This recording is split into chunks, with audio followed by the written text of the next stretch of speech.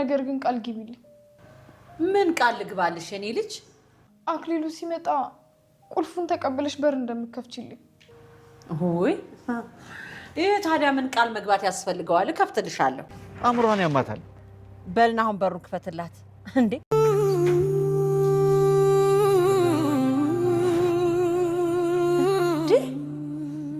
አንተ ይችን መሳይ ቆንጆ ነው ብድናት የምትለኝ? የኔ እናት የኔ ወርቅ፣ እስኪ ኪችን ምግብ አዘጋጅቻለሁ ይዘህላት ና ቶሎ በል። ምን እቴቴ ግድ የለሽም አንቺ ሂጂና አምጪ፣ እኔ እጠብቃታለሁ። አደኩ ብለህ ነው እንደማትታዘዘው? ነግሬሃለሁ። ሂድና ይዘና በኩርኩም ነው የማቀልጥህ። እሺ እቴቴ።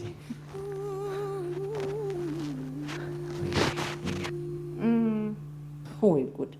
ታድጎ ተሞቷል። እናቴ የመጀመሪያ ልጄ ነው። እንዴት ነው እቺ ልጅ? አድናት አድናት፣ የሰው አውሬ ከሆነው አክሊሉ ታደጋት እያለ ነው የሚሰማኝ እንጂ ስለ ሰርግ ስለ ጋብቻ እኔ ውስጥ ምንም የለም። ምክንያቱም አለ አይደል? እኔ እኮ እብድ አይደለሁም። አይ ልጄ፣ እብድ እኮ እብድ ነኝ አይልም። እሺ በቃ አብረን እንሂድና ሽንት ልሽና እባክሽ። እሺ ቆይ እስኪ ጫማ ቆይ ላምጣልሽ።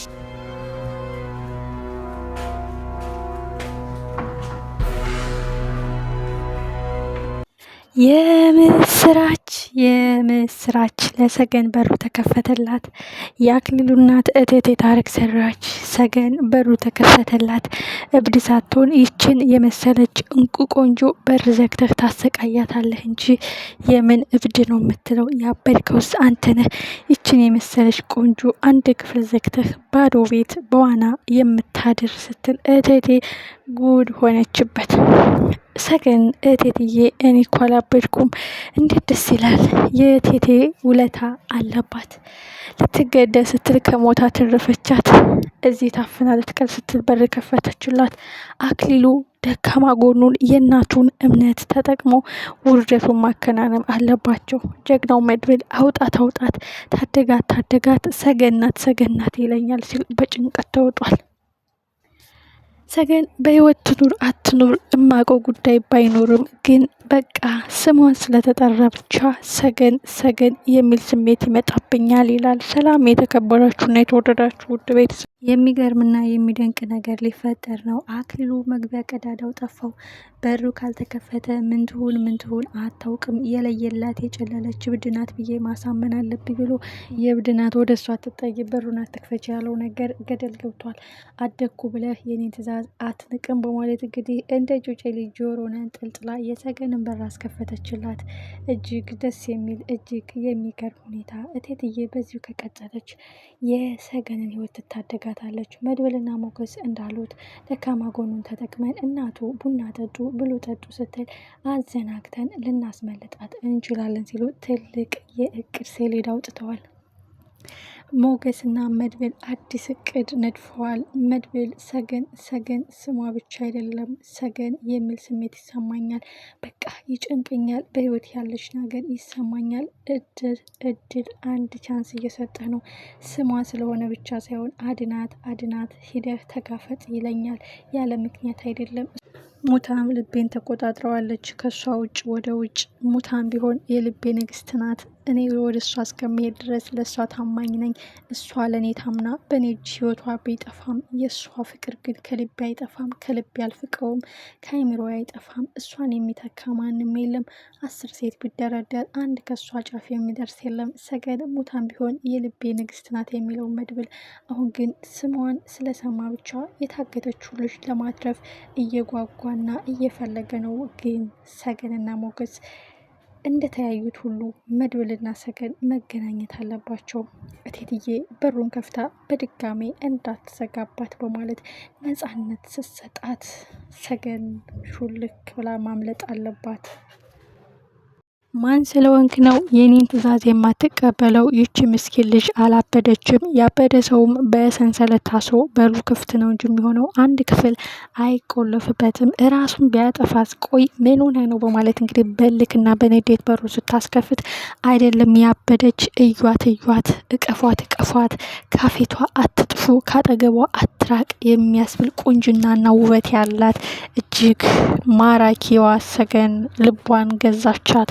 እንደውም ሁለተኛ እንዳዘጋባት አንተ ማን ስለሆንክ ነው በማለት እንግዲህ እቴትዬ ሰገንን ለማትረፍ ትልቅ ሚና ተጫውታለች። ሰገን በእርግጥ ህይወቷን ለማትረፍ አክሊሉ መልካም ሰው ነው፣ ጥሩ ሰው ነው ማለት መርጣለች። ለምን አንድ ስህተት ከሰራች አዘናግቶ እናቱን ዘወር አድርጎ እሷን ሊጎዳት እንደሚችል ስለምታውቅ ነው።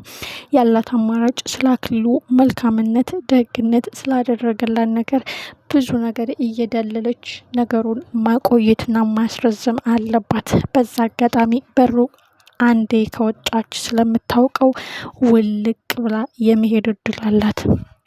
ግን እንደ በፊቱ ወታ መሄጃታ ከምትመለስ ከነ መድብልና ሞገስ ጋር ተገናኝታ የመውጣት እድሏ ቢፈጠር መድብል የልቡ ጸጸት፣ የአይምሮ እስራት፣ የዘላለም ቁስል መጥፋት አለበት።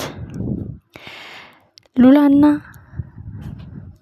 ኤፍራታ የአክሊሉን እናት ቡና ጠርተን እሷን ወደዚህ አምጥተን እሷን ለማስወጣት መጣር አለብን። ሞገስም እሷን ካላስወጣ እንቅልፍ አልተኛም ብሏል። ምስኪኗ ልጅ እናቱ ስላለች ድራማውን እየሰራ መልካም ሰው እየመሰለ እንደዚሁ በራብ እየቀጣ በሩን ቆልፎ ሊያቆያት ይችላል እያሉ ነው። ስለዚህ እቴቴ በሩን ከፍታ ካስወጣቻት ሰገን የማምለጥ እድሏ በጣም ሰፊ ነው። ሌላው ከጎዳኸኝና መልሰ ከቆለፍክብኝ ስለ ማንነትህ እናገራለሁ፣ ስለምደፍረኝ፣ ስለምታደርስብኝ ጫና፣ ስለምታደርስብኝ ጉዳት ሁሉን ብላ ሰገንም የአክሊሉን ደካማ ጎን ተጠቅማ እዛ የምታገቷንና የምታሰሩን ሁኔታ መቀነስ አለባት። ድር በምድር መሆን አለበት። ስለ እኔ መጥፎ ስራዎች አንድ ነገር ብተነፍሽ እገልሻለሁ ብሎ ከዛተባት እሷም ስለ እኔ የራከውን ነገር ማቆም አለብህ፣ አለበለዛ እኔም ክፋትህን እናገራለሁ፣ መልሰህ ከዘጋህብኝ እባክህን አንተም ቁማር እንደምትጫወተው እኔም ቁማር እጫወታለሁኝ፣ እያሰቃየኸኝ፣ እየደፈርከኝ፣ እያስራብከኝ፣ እያስጠማኸኝ እንደሆነ እናገራለሁ በማለት እንግዲህ ለቴቴ ሰገን አክሊሉን ማስፈራራት አለባት። በዛ ላይ መድብልና ሞገስ አንድ የመርፌ ቀዳዳ ማምለጫ በር ነው የሚፈልጉት። በድጋሜ እጃቸው ከገባች አክሊሉን መቀመቅ ለማውረድ ትልቅ በር ይከፈትላቸዋል ማለት ነው።